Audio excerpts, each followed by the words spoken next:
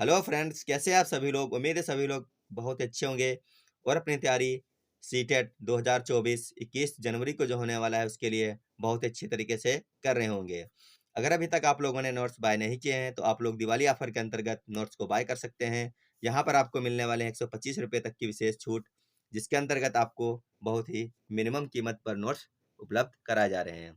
आज की जो क्लास है यह है आपकी ईवीएस की, और हम लोग वो क्वेश्चंस करने वाले हैं जो आपसे नहीं बन पाते हैं या फिर आप नहीं बना पाते हैं या फिर गलत हो जाते हैं, और सारे के सारे क्वेश्चन इंपॉर्टेंट रहने वाले हैं। यहाँ से आपके एग्जाम में आपको 3 से 4 क्वेश्चन देखने को मिलने वाले हैं। तो चलिए देर ना करते हुए अपनी क्लास को शुरू करते हैं। क्लास को शुरू करने से पहले एक बार सभी लोग वीडियो को लाइक कीजिएगा, और अगर चैनल पर नए जुड़े हैं तो चैनल को सब्सक्राइब जरूर कर लीजिएगा, क्योंकि यहाँ से आपकी तैयारी बेहतर से बेहतरीन जरूर हो जाएगी। एक तरफ दिया गया है स्थान और दूसरी तरफ दिया गया है सर्वाधिक पसंद किया जाने वाला भोजन। तो स्थान में दिया गया है गोवा, कश्मीर, केरल और हांगकांग। तो आपको बताना है कि कहाँ पर कौन सी चीज़ सबसे ज़्यादा खाई जाती है, कौन सा भोजन पसंद किया जाता है। तो फटाफट आंसर करिए सभी लोग, इसका सही आंसर क्या हो जाएगा। आप लोगों को बताना है गोवा में क्या खाया जाता है। गोवा की अगर हम बात करें तो यहाँ पे हो जाएगा गोवा में नारियल के तेल में पकाई गई समुद्री मछली। क्या होता है? नारियल के तेल में पकाई गई समुद्री मछली गोवा में खाई जाती है। यानी ए का जो है वो ऑप्शन नंबर 4 जो एक इधर दिया गया है वो बिल्कुल सही है। अगर हम कश्मीर की बात करें तो आप लोगों को पता होगा कि कश्मीर में क्या खाया जाता है, सरसों के तेल में पकाई गई मछली। तो इसका हो जाएगा ऑप्शन नंबर 5, कश्मीर का हो जाएगा 5। तो इस प्रकार से आपको बनाने हैं। अगर हम बात करें केरल की तो केरल में करी के साथ उबला हुआ टेपियोका, यानी इसका बिल्कुल सामने आपको मिलान कर देना था। अगर हम हांगकांग की बात करें तो सभी को पता है कि हांगकांग में सांप जो है उसकी सब्जी खाई जाती है, सांपों की। यहाँ पे सांकेश लिखा है लेकिन यहाँ पे हो जाएगा सांप। क्या हो जाएगा? सांप। क्या बोलते हैं? लुंग ही फेन बोलते हैं, वहाँ पे क्या बोलते हैं? लुंग हु फेन। तो उम्मीद है आप लोग इसका अब तक आंसर कर चुके होंगे। इसका सही आंसर हो जाएगा ऑप्शन नंबर डी। चलते हैं अगले क्वेश्चन पर। अगला क्वेश्चन काफी इंपॉर्टेंट है और कई बार पूछा हुआ क्वेश्चन है। सभी लोग सही आंसर करने की कोशिश कीजिएगा। और आज की क्लास में हम लोग करने वाले हैं 20 से 25 क्वेश्चन। लगातार क्लास में बने रहिएगा। सेशन अच्छा लगे तो क्लास को जरूर लाइक कीजिएगा और शेयर जरूर करते रहिए सभी लोग अपने साथियों के पास में। क्वेश्चन नंबर 63 जो है ये कह रहा है कि मिर्च हमारे देश के लगभग हर हिस्से में इस्तेमाल होने वाले सबसे महत्वपूर्ण मसालों में से एक है। यह मसाला हमारे देश में कहाँ से आए व्यापारियों द्वारा लाया गया था? क्या चीन है, दक्षिण अफ्रीका है, दक्षिण अमेरिका है या फिर अफगानिस्तान है? क्वेश्चन आपके एग्जाम में डायरेक्ट बनता है, इसी प्रकार से बनता है और ये बना हुआ ही क्वेश्चन है। इसका सही आंसर हो जाएगा ऑप्शन नंबर सी। मिर्च हमारे देश में कहाँ से आई थी? दक्षिण अमेरिका से आई थी। उम्मीद है आप लोगों का सही आंसर हो गया होगा। अगला क्वेश्चन है गुजरात के पड़ोसी राज्य हैं। बहुत अच्छा क्वेश्चन है। आपको बताना है गुजरात के पड़ोसी राज्य कौन कौन से हैं। क्या राजस्थान है, महाराष्ट्र मध्य प्रदेश है, या फिर महाराष्ट्र मध्य प्रदेश और कर्नाटक है, या फिर राजस्थान बिहार मध्य प्रदेश है, या फिर राजस्थान कर्नाटक और महाराष्ट्र हैं। इसी प्रकार के क्वेश्चन आपके एग्जाम में बनेंगे और उम्मीद है आप लोग सही आंसर करते हुए चलेंगे। इसका सही आंसर कीजिए सभी लोग, सोचिए और बताइए सही आंसर क्या हो जाएगा। गुजरात के जो पड़ोसी राज्य हैं, आपको पता है कर्नाटक पड़ता है हमारे भारत के नीचे के साइड में, तो ये आपका नहीं होगा। अगर बिहार की बात करें तो बिहार भी हमें गुजरात के आसपास नजर नहीं आता है, तो आपका ये भी कट गया। अगर डी ऑप्शन की बात करें तो हमने कर्नाटक जब बी में काट दिया तो डी में भी काट देंगे। अब आपके पास सिर्फ बच गया ऑप्शन नंबर ए। तो गुजरात के पड़ोसी राज्य हैं राजस्थान, महाराष्ट्र और मध्य प्रदेश। आप मैप भी अपना चेक कर सकते हैं। सही आंसर इसका है ऑप्शन नंबर ए। क्या हो जाएगा? राजस्थान, महाराष्ट्र और मध्य प्रदेश। अगला क्वेश्चन है आपके सामने, उस पक्षी का नाम है जिसके सिर के सामने इंसान की तरह आंख होती हैं। फटाफट आंसर कीजिए कि उस पक्षी का नाम क्या है जिसके आंखें सामने की तरफ होती हैं मनुष्यों के समान। क्या वो चील है, ईगल है, गिद्ध है या फिर उल्लू है? तो सभी को पता होगा पक्षियों से संबंधित 2 से 3 क्वेश्चन आपके एग्जाम में बन जाते हैं। कभी कभी एक ही बनता है, कभी कभी 3 भी बन जाते हैं। तो इसका सभी लोग आंसर कीजिए, सही आंसर क्या हो जाएगा। इसका सही आंसर हो जाएगा ऑप्शन नंबर डी। क्या होगा? उल्लू की जो आंखें होती हैं वो हमारी तरह सामने की तरफ होती हैं। आप लोगों ने देखा भी होगा उल्लू की जो गर्दन है वो कितनी घूम जाती है, पूरी की पूरी घुमा देता है पीछे की तरफ, 360 तक घुमा देता है। कभी कभी एग्जाम में 270 भी आपके आया है। 270 से लेकर 360 के बीच में अगर कुछ पूछा जाए तो आप उल्लू पर ही ऑप्शन लगा सकते हैं। पक्षियों से संबंधित एक और क्वेश्चन बनता है कि कोयल अपने अंडे कहाँ पर देती है। तो कोयल अपने अंडे जो है कौवा के घोंसले में देती है, आप लोग इसको याद रखेंगे। और कौवा जो है पेड़ की सबसे ऊंची डाल पर अपना घोंसला बनाता है। इस प्रकार के क्वेश्चन आपके एग्जाम में बन जाते हैं, आप लोग इन सबको याद रखिएगा। रटे रटाए क्वेश्चन है। ज़्यादा हार्ड नहीं आते हैं, लेकिन कभी-कभी कन्फ्यूजन में गलत हो जाते हैं। अगला क्वेश्चन है, 3 पक्षियों का एक ऐसा समूह जिसका प्रत्येक सदस्य 2 मीटर की दूरी से किसी वस्तु को मनुष्य की तुलना में 4 गुना अधिक स्पष्ट रूप से देख सकता है। क्वेश्चन ये कई बार बना है और थोड़ा बहुत इधर-उधर करके बन जाता है और आप लोग इसका सही आंसर भी कर ले जाते हैं हर बार हैं। रटा-रटाया क्वेश्चन है, जैसा हमने अभी आपको बताया था कि पक्षियों से संबंधित जितने भी क्वेश्चन आते हैं आप लोगों ने कई-कई बार अब तक पढ़ लिए होंगे और आप लोग आंसर भी देने लग गए होंगे। इसका सही आंसर हो जाएगा आपका ईगल, चील और गिद्ध, यानी ऑप्शन नंबर 20 का बिल्कुल सही है और आप लोगों ने सही आंसर कर भी लिया होगा। आज की जो क्लास है काफ़ी मज़ेदार रहने वाली है। सारे के सारे क्वेश्चन आए हुए क्वेश्चन हैं और आने की संभावना भी रखते हैं और आपके एग्जाम में 2 से 3 क्वेश्चन आपको देखने को भी मिलने वाले हैं, तो आपकी प्रैक्टिस के साथ-साथ में आपकी तैयारी भी बेहतरीन हो रही है। अगला क्वेश्चन देखिए, थोड़ा-सा कठिन है, जो आपका प्रीवियस ईयर पेपर है वहाँ पर एक क्वेश्चन बना था और कई सारे लोगों का गलत भी हो गया था। लिखा है कि किस वर्ष अंडमान द्वीप समूह सुनामी की चपेट में आ गया था? क्या वो 2001 था, 2002 था, 2004 था या फिर 2012 था? काफ़ी अच्छा क्वेश्चन है, थोड़ा-सा हार्ड भी है और कई सारे लोग इसका आंसर जानते भी होंगे और कर भी चुके होंगे। इसका जो सही आंसर है वह है ऑप्शन नंबर सी। सुनामी कब आया था? सुनामी आया था 2004 में। कहाँ पर आया था? अंडमान में जो आपका एक पॉइंट है इंदिरा पॉइंट, यहीं पर आई थी सुनामी और ये पूरा का पूरा डूब गया था। तो जिन लोगों ने ऑप्शन नंबर सी कर लिया उनका सबका बिल्कुल सही होगा। अगर आपको नहीं पता था तो आप इसका स्क्रीनशॉट ले सकते हैं, क्योंकि इस प्रकार के क्वेश्चन आपके एग्जाम में बन सकते हैं दोबारा से। अगला क्वेश्चन देखते हैं, बहुत ही अच्छा क्वेश्चन है। लिखा है, आलस्य के बारे में निम्नलिखित कथनों पर विचार कीजिए। आलस्य के बारे में आप लोगों ने अगर एनसीईआरटी में अब तक पढ़ा होगा तो सिर्फ एक ही ऐसा है जानवर। कौन सा जानवर ऐसा है? तो उसके बारे में यहाँ पर दिया गया है, आपको बताना है। दिया है, एक सुस्ती पेड़ की शाखा पर उल्टा लटक कर दिन में लगभग 20 घंटे सोता है। यहाँ पर बात की जा रही है स्लॉथ की। आप लोगों ने कल की अगर क्लास देखी होगी तो हमने बात की थी स्लॉथ की, तो यहाँ पर उसी की बात की जा रही है कि एनसीईआरटी में हमारा सबसे आलसी जानवर बताया गया है स्लॉथ को, उसी की बात कर रही है, यहाँ पे की गई है क्वेश्चन के अंतर्गत। आपको बताना है कौन सा ऑप्शन इसमें सही हो जाएगा। एक सुस्ती यानी कि एक सलाथ पेड़ की शाखा पर उल्टा लटक कर दिन में लगभग 20 घंटे सोता है, बिल्कुल सही है। लिखा है, एक सलाथ उसी पेड़ की पत्तियां खाता है जिस पर वह रहता है, इसे शायद ही बाकी सभी चीजों की जरूरत है। तो यह भी आपका सही है, वह उसी पेड़ की पत्ती खाता रहता है जिसके ऊपर लटकता है और जब वो पेड़ की सारी पत्ती खा लेता है तब वो मतलब कि दूसरे पेड़ पे जाता है। तीसरा दिया है, सलाद का जीवन लगभग 20 वर्ष होता है, तो यहाँ पर 20 वर्ष नहीं होता है, क्या होता है 40 वर्ष होता है।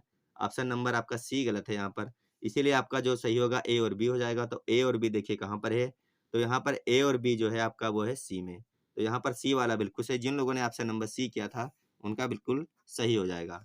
अगला क्वेश्चन देखते हैं। अगला क्वेश्चन है, घाना राष्ट्रीय उद्यान किस राज्य में स्थित है? यहाँ से भी आपका क्वेश्चन बनता है, एक वीडियो हम बनाएंगे सेपरेट नेशनल पार्क से संबंधित, जिसमें आपको याद करने में थोड़ी सी आसानी हो जाएगी। अगर हम घाना की बात करें तो घाना आपका कहाँ पर है? राजस्थान में है। कहाँ पर है? राजस्थान में है।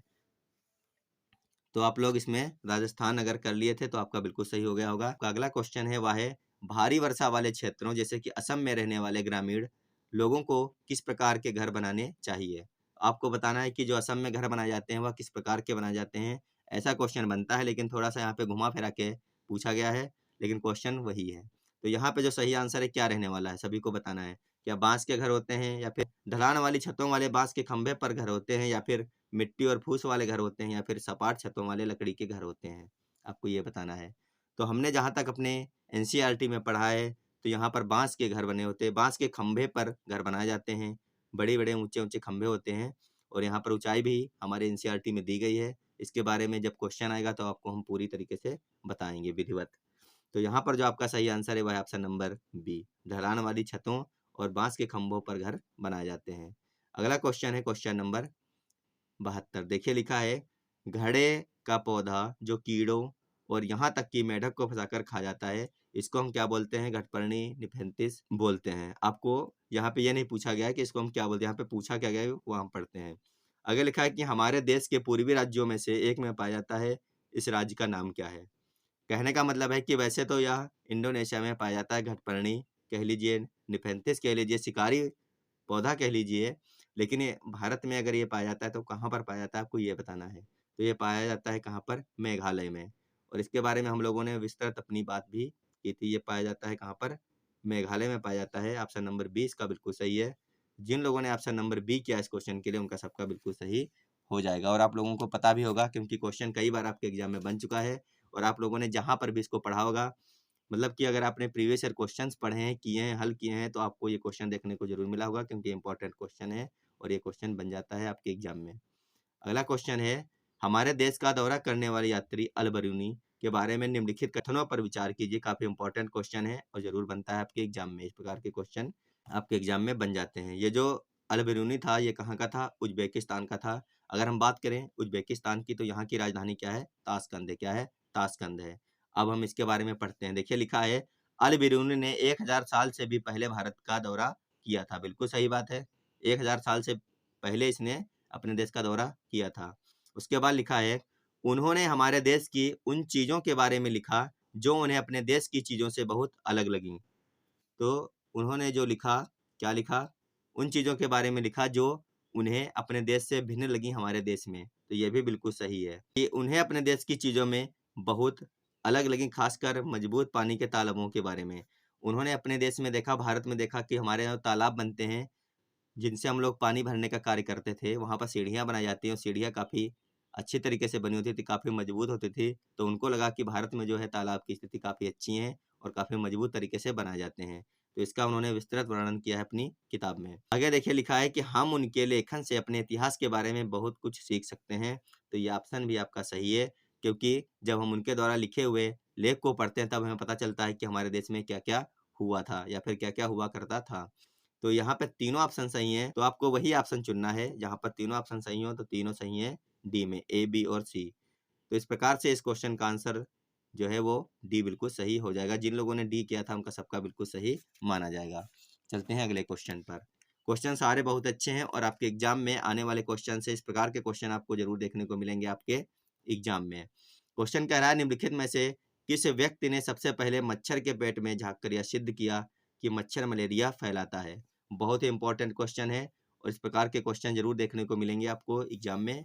सारे के सारे क्वेश्चन इंपॉर्टेंट है। क्लास में लगातार बने रहिएगा और सेशन को शेयर कर दीजिए सभी साथी मित्रों के पास में।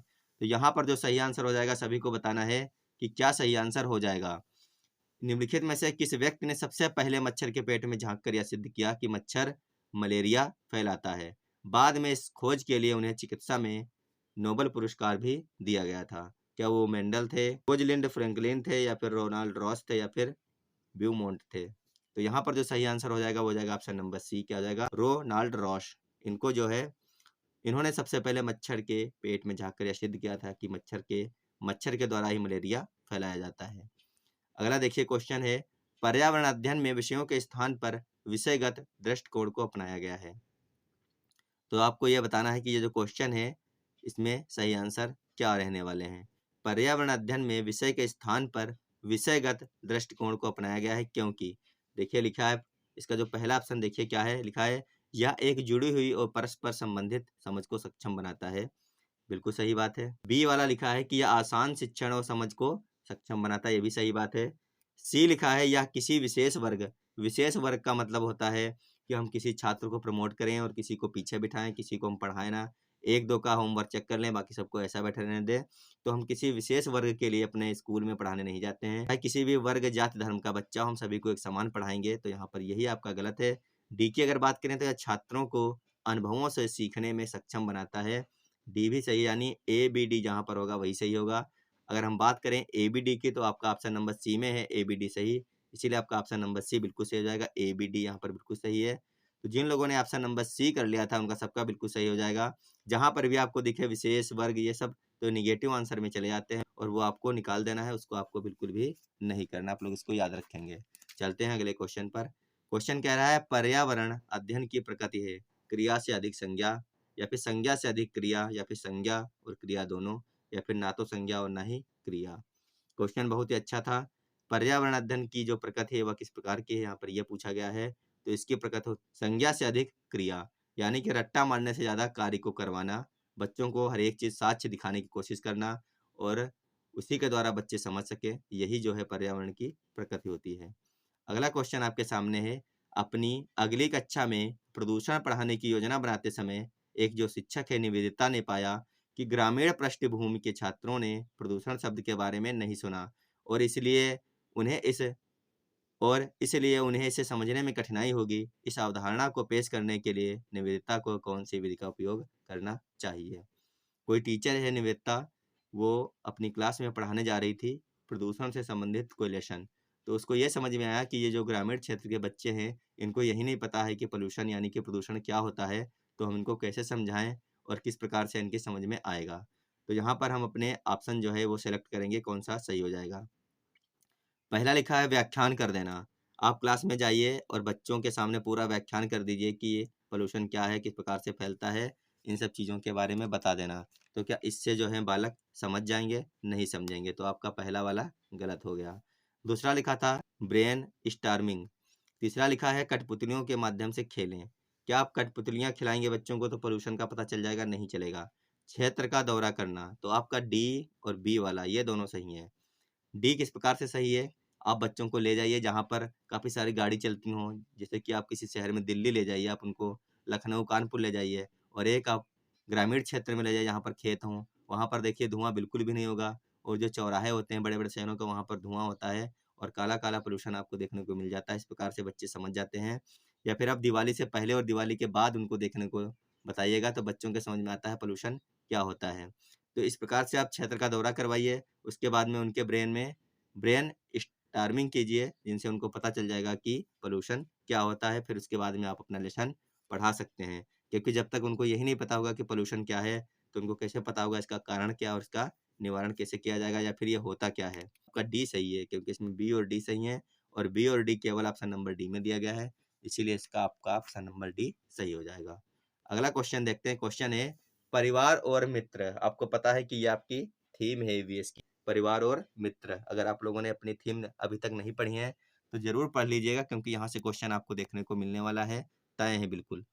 आगे लिखा है कि पर एक अध्याय पूरा करने के बाद चेतन ने छात्रों का यूनिट टेस्ट लेने का फैसला किया। निम्नलिखित में से कौन सा कथन इस परीक्षा को लेने का सबसे उपयुक्त उद्देश्य है? क्या छात्रों की प्रगति का आकलन करना है या फिर छात्रों के सीखने का आकलन करना है या फिर छात्रों की प्रगति के बारे में माता पिता को सूचित करना है या फिर छात्रों को उत्तीर्ण या अनुत्तीर्ण घोषित करना है? तो ये तो आपका निगेटिव में चला गया, छात्र उत्तीर्ण है फिर अनुत्तीर्ण है। अगर हम बात करें बाकी सभी ऑप्शनों की तो बाकी सारे सही थे, ए, बी और सी। इसीलिए आपका बी वाला सही होगा, ए, बी, सी बी में है और इसीलिए आपका ऑप्शन नंबर बी जिन लोगों ने कर लिया है, उनका सबका बिल्कुल सही माना जाएगा। अगला क्वेश्चन देखते हैं, क्वेश्चन लिखा है कि विलियम एक शिक्षक अपनी कक्षा के लिए एक बर्ड वाचिंग क्लब स्थापित करना चाहता है। उन्हें इस क्लब का नेता किसे नियुक्त करना चाहिए? एक शिक्षक हैं विलियम, उन्होंने एक बर्ड यानी कि पक्षी वाचिंग क्लब खोलने की सोची, तो उन्हें इस क्लब का नेता किसे चुनना चाहिए? अब ये वहाँ पर क्वेश्चन बना है। तो यहाँ पर ऑप्शन हम देखते हैं, ऑप्शन के हिसाब से हम ये छाँटेंगे कि किसको नेता चुना जाए इस क्लब का जो एक बच्चों के लिए क्लब बनाया गया है। पहला ऑप्शन है उस छात्र को जो कक्षा में उच्चतम अंक प्राप्त करता हो, तो ये आपका गलत है। उच्चतम अंक प्राप्त करने वाले को हम मॉनिटर बनाते हैं, ये करते हैं, वो करते हैं, लेकिन हम क्लब का नेता नहीं चुन सकते हैं। दूसरा है कक्षा के सबसे कुख्यात यानी जो क्लास का सबसे उद्दंड बालक हो, जो किसी की बात ना सुनता हो, कुछ पढ़ता लिखता ना हो, घूमता-फिरता हो, हम उसको इसका नेता नहीं बना सकते हैं, तो ये भी गलत हो गया। तीसरा है छोटे समूह बनाएँ और उनसे नेताओं का चयन करने को कहें, तो ये आपका हो सकता है, लेकिन हम ऑप्शन नंबर डी को भी देखेंगे। लिखा है उन्हें खुद को नेता घोषित करना चाहिए, यानी कि जितने बालक हों सब नेता बन जाएँगे। अगर 5 हैं तो पाँचों 50 है तो पचासों नेता बन जाएँगे। तो ऑप्शन नंबर डी भी आपका गलत हो गया। जो यहाँ पर सही और सटीक आंसर है वो है ऑप्शन नंबर सी। जिन लोगों ने ऑप्शन नंबर सी किया उनका बिल्कुल सही होगा। छोटे समूह बनाएँ और उनसे नेताओं का चयन करने को बोलें कि बच्चे स्वयं जैसे कि 10-10, 15-15 का समूह बन गया, उनमें से आपको बताना है कि हाँ 10 में से ये हमारा नेता है या फिर 15 में से ये हमारा लड़का जो है वो नेता है। यानी वो आपस में ही अपना नेता चुन लें एक-दूसरे को। यही बिल्कुल सही बात है और बिल्कुल सत्य कथन है। तो ऑप्शन नंबर सी बिल्कुल सही हो जाएगा।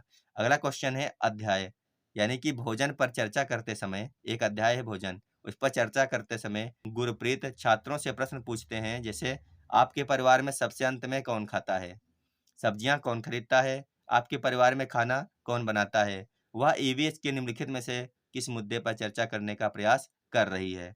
बहुत अच्छा क्वेश्चन है और इस प्रकार के क्वेश्चन जब बने थे आपके एग्जाम में तो अच्छे-अच्छे लड़कों का सर जो है चकरा गया था कि ये कहाँ से पेपर बन गया और हम इसका आंसर क्या दें? ऑप्शन देखते हैं, लिखा है परिवार की खान-पान की आदतें वो जानना चाहती है, तो ये आपका गलत हो जाएगा।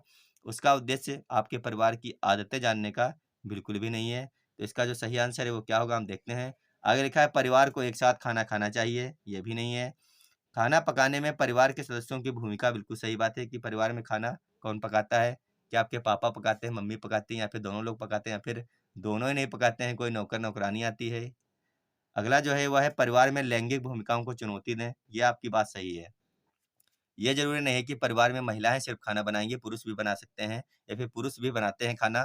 तो ये 2 ये जानना चाहती है गुरप्रीत कि आपके परिवार में कौन कौन खाना पकाता है, कौन सब्ज़ी लाता है, कौन क्या करता है? तो यहाँ पर ऑप्शन नंबर सी आपका सही होगा जिसमें लिखा है केवल सी और डी। तो जिन लोगों ने ऑप्शन नंबर सी कर लिया था उनका सही है, बाकी अगर आपने कुछ किया था तो आपका गलत हो जाएगा। इसका जो है ऑप्शन नंबर सी बिल्कुल सही है। अब चलते हैं अगले क्वेश्चन पर। क्वेश्चन है, श्याम ने एक ऑनलाइन कक्षा में अपने शिक्षक को बताया कि उसके पिता ने उसे कोविड लॉकडाउन के दौरान पड़ोसी गरीब बच्चों को भोजन उपलब्ध कराने के लिए कहा था। श्याम के इस व्यवहार को शैक्षणिक पहलू का आकलन करने के लिए निम्नलिखित में से किस उपकरण में दर्ज किया जाएगा? क्या अवलोकन अनुसूची में, रेटिंग स्केल में, उपाख्यानात्मक रिकॉर्ड में या फिर पोर्टफोलियो में? तो आपको यहाँ पर ये बताना है इसमें कौन-सा ऑप्शन सही होगा। कोई लड़का है श्याम, जब कोविड-19 अपने यहाँ पर आया था, उस समय इसने बताया कि मेरे पिता ने कहा था कि गरीब बच्चों को आप खाना बना कर के दे सकते हैं, तो मैंने उन गरीब बच्चों को खाना दिया जो हमारे आस-पास रहते थे। तो उसके इस व्यवहार को कहाँ पर दर्ज किया जाएगा आपको ये बताना है। इस क्वेश्चन का जो सही आंसर है, वह हो जाएगा आपका ऑप्शन नंबर सी, उपाख्यानात्मक रिकॉर्ड यानी ऑप्शन नंबर सी बिल्कुल सही है। जिन लोगों ने ऑप्शन नंबर सी कर लिया था क्वेश्चन नंबर 82 के लिए, उनका सबका बिल्कुल यहाँ पर सही हो जाएगा। थोड़े से क्वेश्चन और बचे हैं आप लोग देखते रहिए, बहुत ही ज़बरदस्त क्वेश्चन है और आपके एग्जाम में आए हुए क्वेश्चन है और ये क्वेश्चन आपसे अधिकतर गलत हो जाते हैं एग्जाम में। अगला क्वेश्चन देखिए, बहुत अच्छा क्वेश्चन है, सभी लोग देखिए, पढ़िए और समझिए और आंसर कीजिए। लिखा है गीता की कक्षा का छात्र इकबाल दृष्टिबाधित है। एक टीचर है गीता, जिसकी कक्षा का एक छात्र है जिसका नाम है इकबाल जो क्या है दृष्टिबाधित है। गीता ने देखा कि वह पिछले कुछ दिनों से स्कूल नहीं आ रहा है। अपने माता-पिता से बात करने पर उस उसे पता चला कि इकबाल को यह देखने में कठिनाई हो रही है कि बोर्ड पर क्या लिखा है और कक्षा की प्रक्रियाओं में भी भाग लेने में सक्षम नहीं है। इकबाल को स्कूल जाने के लिए प्रेरित करने के लिए गीता को क्या करना चाहिए? कोई लड़की हमने आपको बताया एक टीचर है गीता, जिसके क्लास का एक छात्र है जिसका नाम है इकबाल, वो दृष्टिबाधित है। वो विद्यालय काफ़ी दिनों से नहीं आ रहा था, तो गीता ने ये पता किया उसके माँ-बाप से कि विद्यालय क्यों नहीं आ रहा है आपका लड़का जो इकबाल है। तो उन्होंने बताया कि इकबाल को देखने में दिक्कत है, वो बोर्ड पे लिखा हुआ जो भी कुछ होता है उसको सही से समझ नहीं पाता है और जो है उनके साथी लोग हैं, उनके साथ में वो खेल नहीं पाता या फिर क्रियाकलापों में भाग नहीं ले पाता है, इसलिए विद्यालय नहीं आ रहा है। तो इस स्थिति में गीता को क्या करना चाहिए आपको ये बताना है। लिखा है उसे घर से सीखने की अनुमति दें। तो ऐसा नहीं है कि आप घर में बैठ के सब कुछ पढ़ जाएँगे, क्रियाकलाप कर लेंगे सारे, तो हम ये नहीं कह सकते कि ये बिल्कुल सही है। दूसरा देखिए क्या लिखा है, दूसरा ऑप्शन लिखा है उसके माता-पिता से डॉक्टर से परामर्श लेने के लिए कहें। ये भी आप नहीं कहेंगे क्योंकि जो माता-पिता हैं वो खाली तो नहीं बैठे होंगे, उन्होंने डॉक्टर से परामर्श ज़रूर लिया होगा अब तक। तीसरा ऑप्शन है इकबाल के लिए एक भूमिका के साथ कक्षा में खेल की योजना बनाएँ। बिल्कुल सही बात है कि इकबाल स्कूल आए इसके लिए आप क्या करें, एक गेम सेट करें, भूमिका बनाएँ जिसमें इकबाल को आप कप्तान बना के रखें, कैप्टन बना दीजिए अगर आप कोई भी खेल खेल रहे हैं। राजा-रानी का अगर खेल चल रहा है तो उसमें आप उसको राजा बनाएँगे तो उसको अच्छा लगेगा क्योंकि राजा होगा जो जो कप्तान होता है टीम का उसकी बात सारे बच्चे मानते हैं। तो इससे क्या होगा उसके अंदर एक प्रोत्साहन बढ़ेगा और वो विद्यालय आना चालू कर देगा। तो ऑप्शन नंबर सी अगर हम देखें तो काफ़ी अच्छा और बिल्कुल सही इसका आंसर है। एनसीईआरटी में भी ऑप्शन नंबर सी ही आपका माना गया है। तो जिन लोगों ने ऑप्शन नंबर सी किया है उनका सबका बिल्कुल सही हो जाएगा। कई लोगों ने इसका किया था आगे की सीट पर बैठा है, तो ये एनसीईआरटी में गलत माना गया था। अगला क्वेश्चन है आपके सामने, ऋषि यह सिखाने की योजना बना रहे हैं कि वे चीजें जो हम बनाते हैं और करते हैं वह चर्चा करना चाहता है कि रेशम का उत्पादन कैसे होता है। इसके लिए निम्नलिखित में से कौन सी रणनीति सबसे उपयुक्त है? शिक्षक हैं ऋषि, जो यह सिखाने की भूमिका बना रहे हैं कि रेशम का उत्पादन हम कैसे करें। तो उनके लिए इन 4 ऑप्शनों में से कौन सी रणनीति सबसे अच्छी होगी आपको ये बताना है इस क्वेश्चन में। लिखा है कक्षा चर्चा यानी कि क्लास में चर्चा करें। आगे लिखा है विशेषज्ञ व्याख्यान आमंत्रित करना। जबकि तीसरा है वृत्त चित्र प्रस्तुत करना। चौथा लिखा है रेशम उत्पादन इकाई का दौरा करना। तो आपको बताना है इनमें से कौन सा ऑप्शन सबसे अच्छा हो जाएगा, यानी सही हो जाएगा। इस क्वेश्चन का जो सही आंसर है वह है ऑप्शन नंबर डी। जिन लोगों ने ऑप्शन नंबर डी किया उनका बिल्कुल सही होगा। रेशम उत्पादन इकाई का दौरा कराइए, जहाँ पर रेशम का कीड़ा पाला जाता है। आप छात्रों को वहाँ पर लेकर के जब जाएंगे तो छात्र या फिर आप सब कुछ समझ जाएंगे कि किस प्रकार से हमें रेशम का उत्पादन करना है, किस प्रकार से हमें इससे कमाई करनी है, किस प्रकार से लाभ होगा, किस प्रकार से हानि होगी। हर एक चीज़ के बारे में हमें तभी पता चलेगा जब हम उसकी इकाई पर पहुंचेंगे जहाँ पर रेशम का कीट पाला जाता है, वहां पर पहुंचेंगे तब हमें इन सब चीज़ों के बारे में जानकारी हो जाएगी। अब देखते हैं अपना अगला क्वेश्चन। अगला जो हमारा क्वेश्चन है वह है क्वेश्चन नंबर 85। लिखा है, एक ईवीएस शिक्षक को यह आवश्यक करना चाहिए एक ईवीएस शिक्षक को यह अवश्य करना चाहिए, पाठ्यक्रम का निर्माण करे, पाठ्यक्रम का पालन करे, पाठ्यक्रम प्रस्तावित करे या फिर पाठ्यक्रम लागू करे। तो बहुत ही अच्छा क्वेश्चन है और कई बार बहुत ही ज़्यादा लोग गलत करके आते हैं। बहुत आसान क्वेश्चन है ये। इस प्रकार के क्वेश्चन जब गलत होते हैं तो हमारे नंबर काफ़ी कटते हैं। इसका सही आंसर हो जाएगा पाठ्यक्रम का निर्माण करें। ऑप्शन नंबर ए यहाँ पर बिल्कुल सही। जिन लोगों ने ऑप्शन नंबर ए किया है उनका बिल्कुल सही आंसर हो जाएगा यहाँ पर 85 का ऑप्शन नंबर ए। उम्मीद है आप लोगों के आंसर काफ़ी सारे सही निकल रहे होंगे, लेकिन जो क्लास है आज की जिसमें क्वेश्चन है हमने वही क्वेश्चन लिए हैं जो आपके एग्जाम में बन सकते हैं या फिर बन चुके हैं, और वो क्वेश्चन जो आपसे अधिक गलत होते हैं हमने वही लिए हैं, क्योंकि आपकी जो प्रैक्टिस हो वो बेहतरीन होनी चाहिए। आसान आसान से क्वेश्चन तो सभी लोग कर लेते हैं। देखिए अगला क्वेश्चन दिया है, कक्षा 1 और कक्षा 2 के लिए ईवीएस की कोई पाठ्य पुस्तकें नहीं है, ऐसा इसलिए है क्योंकि। आगे देखिए ऑप्शन दिए गए हैं, इन कक्षाओं के छात्रों को पर्यावरण संबंधी अवधारणाएं पढ़ाना कठिन है। ये हम नहीं कहेंगे क्योंकि इसका भी विकल्प यहाँ पे दिया गया है, इसीलिए हम वही विकल्प का चयन करेंगे जो इसके लिए सही है। समझ में आया आप लोगों के? अगला जो है ऑप्शन वह है, पर्यावरण घटकों को भाषा और गणित के साथ एकीकृत किया गया। बिल्कुल सही बात है। जो हमारे ईवीएस के घटक हैं उनको भाषा और गणित की पुस्तक में एकीकृत कर दिया गया है, इसीलिए कक्षा 1 और 2 में ईवीएस की किताबें अलग से नहीं है। तो ऑप्शन नंबर बी जिन लोगों ने कर लिया उनका सबका बिल्कुल सही हो जाएगा। अदरवाइज कोई भी अगर आपने ऑप्शन किया है तो आपका गलत माना जाएगा और आपका गलत हो गया ये क्वेश्चन, ये आप समझ लीजिए। अगला क्वेश्चन है, रमेश ने जानवरों को पढ़ाने की विधि के रूप में कक्षा कक्षा 5 के लिए एक नाटक की योजना बनाई, वह क्या करे? आपको बताना है कि रमेश ने जानवरों को पढ़ाने की विधि के रूप में कक्षा 5 के लिए एक नाटक की योजना बनाई, वह क्या करे? पहले से लिखे गए नाटक का चयन करे और उसे निर्देशित कर दे, या फिर नाटक स्वयं लिखे और उसका निर्देशन करे, या फिर छात्रों को नाटक लिखने और अभिनय करने के लिए कहें।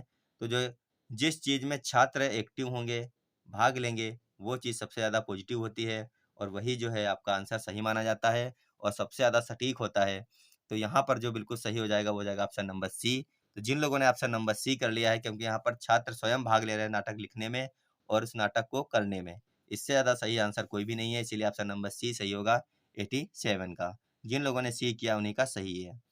अगला क्वेश्चन है, पानी पर चर्चा के दौरान शिवांगी ने कक्षा 1 के अपने छात्रों से आकाश का चित्र बनाने को कहा। एक टीचर है जिसका नाम है शिवांगी, उसने कहा कि आकाश का सभी बच्चे चित्र बनाइए। कि पानी पर चर्चा कर रही थी उसके बीच में उसने कहा कि आप सभी लोग आकाश का चित्र बना करके लाइए। सैम का रंग आसमानी हरा है। एक एक बालक है जिसका नाम है सैम, जब वो आकाश का चित्र बना करके लाता है तो वो देखती है कि आकाश का जो चित्र है उसमें आसमान का रंग कैसा है, हल्का हल्का हरा उसने कर दिया। तो शिक्षक ने पूछा कि उन्होंने यह रंग क्यों चुना, तो उस बालक ने बताया कि उनके घर के पास में एक तालाब है और तालाब कैसा है, हरा है, इसीलिए उसने आसमान का रंग कैसा कर दिया, हरा कर दिया। कहने का मतलब है कि वो जो बालक है कक्षा 1 का, उसके घर के पास में एक तालाब है। आपने देखा है कि तालाब में कई सारे परजीवी होते हैं, जो छोटी-छोटी काई जैसी ऊपर जम जाती है, जो कैसी होती है, ग्रीन होती है, हरी होती है। उस बालक को लगा कि ये जो पानी है इसमें तालाब में, वो आता तो आसमान से ही है। अगर आसमान से आता है यानी ये पानी जब आसमान से आया है तो हरा है, यानी आसमान भी हरा होता है। इसीलिए उसने जब आसमान का चित्र बनाया तो उसमें हरा कलर कर दिया। अब आपको क्या करना है, आपको ये बताना है इन ऑप्शनों के माध्यम से। उसकी रचनात्मकता की सराहना करनी है, या फिर उसे बताएं कि आकाश नीला है, या फिर आकाश अवलोकन की व्यवस्था करें, या फिर उसे बताएं कि आसमान काला है। उस बालक के इस प्रतिक्रिया करने के बाद में आपको क्या करना है ये यहाँ पर पूछा गया है। तो बहुत ही अच्छा क्वेश्चन था और काफ़ी क्रिएटिव ये बालक था, उसका जो दिमाग था काफ़ी ज़्यादा चल गया। लेकिन इसका जो सही आंसर है वो है ऑप्शन नंबर सी, आकाश अवलोकन की व्यवस्था करें। उस बालक को आप बाहर लेकर आएँ क्लास से, उसको दिखाएँ कि देखिए आकाश का रंग कैसा है, हरा है, नीला है, पीला है, कैसा है, काला है। तो उस बालक के समझ में आएगा कि हमने जो किया है वो गलत कर दिया है आकाश का रंग नीला है, ना कि हरा है। तो यहाँ पर ऑप्शन नंबर सी सही था, बाकी सारे ऑप्शन गलत थे। अगला क्वेश्चन है, ईवीएस के लिए रचनात्मक मूल्यांकन है। सीखने के लिए मूल्यांकन, सीखने का मूल्यांकन, सीखने के रूप में मूल्यांकन, या फिर सीखने के बारे में मूल्यांकन। तो आपको बताना है इनमें से कौन कौन से सही हैं। फटाफट आंसर कीजिए सभी लोग, बहुत अच्छा क्वेश्चन है। यहाँ पर केवल आपका ए और सी सही था। जिन लोगों ने ए और सी किया है उन्हीं का सही है, बी और डी आपका गलत है। सीखने के लिए मूल्यांकन और सीखने के रूप में मूल्यांकन ही सही है, बाकी आपके बी डी जो है यहाँ पर गलत माने जाएंगे, इसीलिए इसका ऑप्शन नंबर ए सही है। जिन लोगों ने ऑप्शन नंबर ए किया था उनका सही है, बाकी सब गलत है। अगला क्वेश्चन है, ईवीएस में रचनात्मक मूल्यांकन के लिए निम्नलिखित में से किस उपकरण का उपयोग किया जा सकता है। बहुत ही अच्छा है। रचनात्मक मूल्यांकन के लिए निम्नलिखित में से किस उपकरण का उपयोग किया जा सकता है। क्या वो सहकर्मी मूल्यांकन है, स्व मूल्यांकन है, अवलोकन, या फिर एनेडोटल रिकॉर्ड है। तो आपको बताना है क्या इसमें सही हो जाएगा। तो रचनात्मक मूल्यांकन हम कैसे करते हैं, मान लीजिए हम टीचर हैं, अपनी क्लास में गए, हमने कहा कि आप लोग ये मैथ के 5 क्वेश्चन करके लाइएगा, या फिर हमने कहा कि आप लोग एक ड्राइंग बना के लाइएगा, बतख बना के लाइएगा। यानी कि प्रोजेक्ट कार्य देखना कि बच्चे ने किया या फिर नहीं किया, उसके आधार पर हम रचनात्मक मूल्यांकन करते हैं। तो यहाँ पर जो सही आंसर आपका होने वाला है वह है ऑप्शन नंबर डी, एनेडोटल रिकॉर्ड। जिन लोगों ने ऑप्शन नंबर डी कर लिया है उनका सबका बिल्कुल सही हो जाएगा, अदरवाइज सारे के सारे ऑप्शन इसमें गलत हैं, डी को छोड़ के। अब आप लोग बताइएगा कितने आपके क्वेश्चन सही निकले और आपको क्लास कैसी लगी। अगर क्लास अच्छी लगी हो, क्वेश्चन पूछे जाते हैं और आपसे अधिकतर गलत होते हैं, तो आप लोग वीडियो को जरूर लाइक कर दीजिएगा। चैनल से नए जुड़े तो चैनल को सब्सक्राइब करके जाइएगा और वीडियो को लाइक करके जाइएगा, और अपने नए नए साथी मित्रों को जरूर इस क्लास में जोड़ते रहिएगा। मिलेंगे अगली क्लास में। जब तक आप लोग अगर अपनी तैयारी अच्छी करना चाहते हैं तो ये नोट्स को बाय कर सकते हैं। मास्टर्स अड्डा सीटेट एग्जाम नोट्स ऐप पर जाइएगा, इसको डाउनलोड कीजिए और यहाँ पर आपको बेहतरीन नोट्स मिल जाएंगे, क्योंकि यहाँ पर 125 रुपये की छूट इस समय चल रही है अगर आप सारे नोट्स बाय करते हैं तो। और बहुत ही कम कीमत पर, मिनिमम कीमत पर ये नोट्स उपलब्ध हैं। इनको आप खरीदने के बाद में समझ लीजिए कि आप सीटेट एग्जाम क्रैक कर जाएंगे 100%। मिलेंगे अगली क्लास में। स्वस्थ रहिए, मस्त रहिए, धन्यवाद, बाय बाय।